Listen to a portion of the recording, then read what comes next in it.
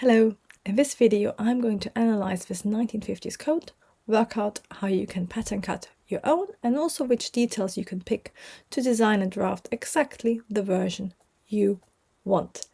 If you love the idea of designing and making your own clothes, then do have a look in the description. I've put in a link on how you can join me to learn to design, pattern cut and stitch your own clothes.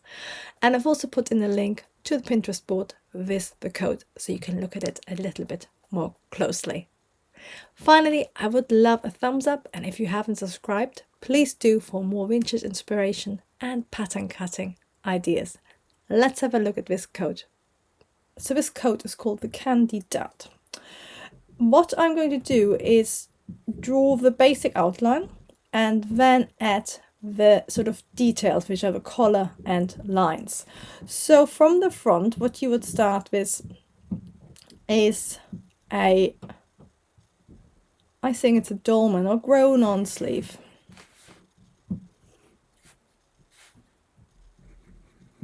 It might actually be a gusset sleeve to get that really nice fit.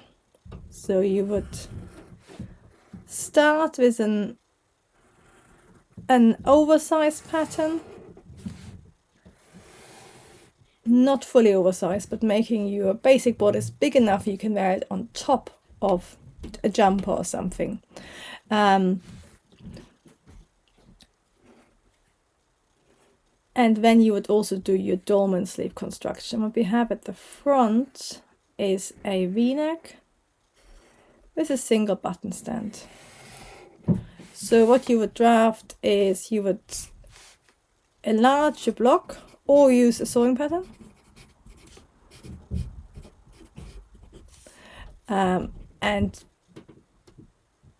plus the sleeve. So you want to get the fit right first. So that's your first step. Then you would of course do a grown on sleeve. I would use a gusset, the classic one. So it has a little sort of gusset here, which the reason I'm saying is because the sleeve isn't too oversized. So if it was a dolman sleeve, it would probably be wider to get the movement. So and it's also got a nice shoulder. So I would do a gusset, a little bit more work, but worth it for fitting.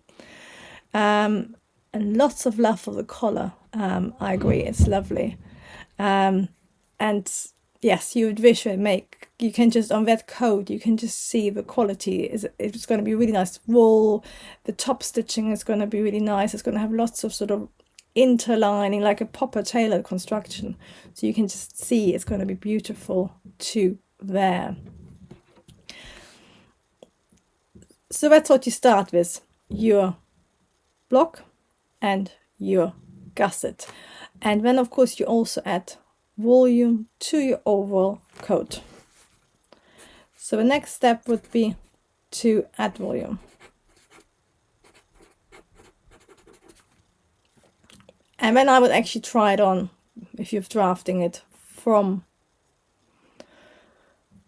your block. If you have a sewing pattern, you can just make it up and then try it on, because I think with that collar the lines are so important. I'm going to draw on the back quickly as well, because the back and the front are really connected in this one, and that's what I love about all the designs from that sort of time, is that they really think about the whole design. It's not just the front and the back is like a, you know, like a standard one. The designs always look at the back and the front and they look great, and they sort of really follow the body. So what we have, that's our basic shape. So that'd be our silhouette, or our first step in designing or drafting. I'm going to add one more thing, but it has got a single button stand.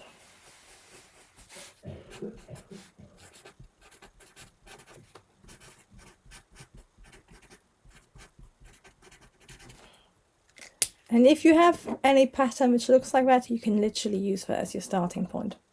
But what we have then is basically a really oversized collar, which at the front has a little split sort of starts at the shoulder. It's I'm going to try to draw it properly. It hits like this, and then it sort of doubles back on itself. Ooh, that's a tricky color to draw. So color looks something like this.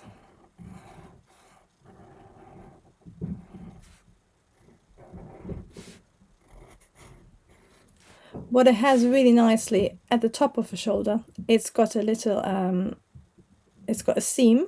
I think so. Actually, it might not have a seam. It might just at the collar, at the high shoulder point, at the shoulder sort of top line, it might just have a little slit like that, or it might actually be a seam. The nice thing, if you do a seam, you can really shape it more beautifully. So I would probably do this a seam at the shoulder point, because it sort of goes past the shoulder point. So it goes past the sort of armhole point, which is why I would do seam at that point. And then of course it goes back, and I think at the back it's got another little sort of dip. So you got these sort of dips at intervals, or little sort of cutouts, whatever you want to call them. Scallops maybe? Keyholes? But it basically again adds a little extra bit of detail, having these sort of dips. So what is at the back, you would actually use a sailor collar construction or Peter Pan. You can also call that a flat collar construction. And again, the tutorials are on my complete pattern cutting school for that. Or you can use your own if you already know how to do it. And you would draft the whole collar like that. But then what's really clever is that the collar actually becomes part of the body. So we have the body like this, which is again why I think there is a seam at the shoulder, because otherwise you have a massive pattern piece. Because at the moment it's a pattern piece like this, which is not too big. If you add your collar on, you would first of all have a center back seam, which we don't have, and also be a really weird, really oversized pattern piece, which might also interfere with a straight of grain. So I would have a nice shoulder seam so you can shape this really nicely as it goes around. So what we basically have is a coat with like a high waist seam. It's like an empire waist seam. And then we have the underpart like this, which of course goes up to here. And then it's also probably stitched into the sleeve. And then it probably goes down here. And then you know how we have a lovely top stitching? That's probably where it's all gets stitched together. Like this. So the undercoats of the upper part of your coat is overlapped by the lower part, which becomes the collar. So you have that sort of area here where we basically, I think there's a facing from this collar like this, maybe. And then I wouldn't be surprised if, because this collar is so big, so if this was a really fluffy wool, what you might actually do is, rather than having the collar made out of wool both sides, because it's never going to be worn up, it's always going to be worn down, isn't it? So you might actually have a facing and self fabric going all the way around, and then you might have the rest of the color done in lining. And again, at the front, if you do it in lining as well, or like a slippery fabric, it might be like a nice satin, that would help it sit really nicely. But you can see how you've got these layers. And I think the collar itself is completely separate, of course, at the back, and it's completely separate here. And then the upper part and the lower part of your coat just gets to stitch together along this line and along that line. And then what I think will happen at the back, because we have got this line going here, but we might actually have a high waist seam going across the back like this. They could even curve a bit, and then what they quite often do is that they add a center back seam to break up your back, so you don't end up with a really big, like a block at the back, which can make your back look a little bit big. Alternatively, you could just have a center back seam. It saves both fabric, but it also sort of breaks up that big piece of fabric, so it looks visually more interesting rather than just having a big sort of solid swing shape at the back. So you can see it is sort of complicated, but at the same time, all it is a swing coat with a waist seam and a collar, but the way they've basically overlaid it is what makes it really clever. So if you wanted to draft it, you draft just the plain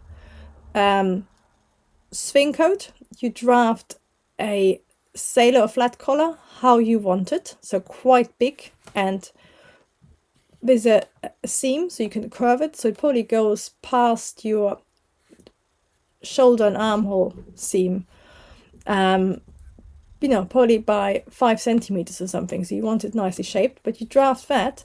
And the only sort of more complicated bit is where you basically add a pattern piece here, where you sort of connect the lower part to the collar at the top.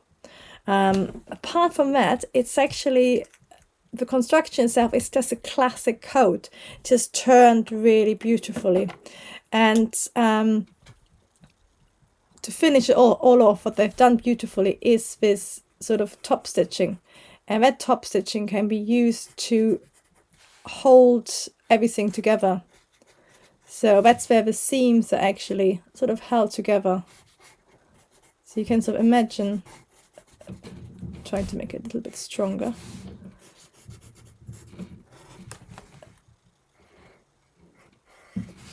How the seams here can basically be used to stitch together your coat.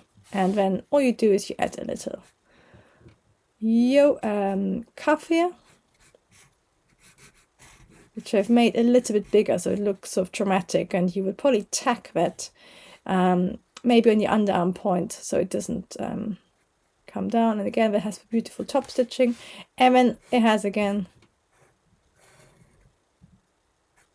a little pocket with a pocket bag. Thank you so much for joining me for this analysis. I'd love to hear your thoughts in the comments. What do you think of this coat? Would you make it? Did I get it right? How would you adapt it to suit yourself? But for now, thank you so much for watching, and I'll see you next time.